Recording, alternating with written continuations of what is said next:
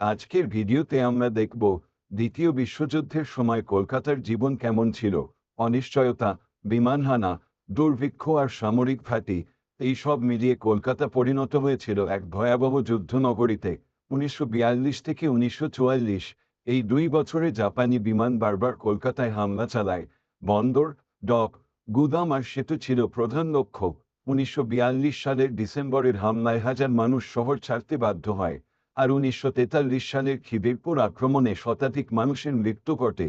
রাতে চারদিকে ব্ল্যাকআউট, জানালায় কালো কাগজ, সাইরেন বাজলেই আশ্রয়কেন্দ্রে দৌড়। এটাই ছিল নাগরিক জীবনের নিয়মিত রুটিন।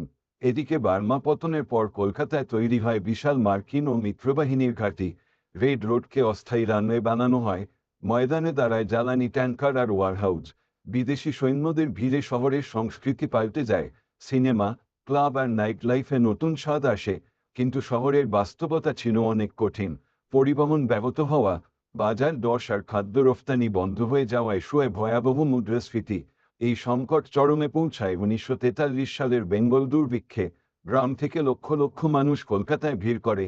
ফুটপাতে দেখা যায় ক্ষুধার্ত মানুষের লম্বা সারি, জাপানি বোমার ক্ষত, দুর্ভিক্ষের আর্তনাদ আর সামরিকীকৃত নগর জীবন।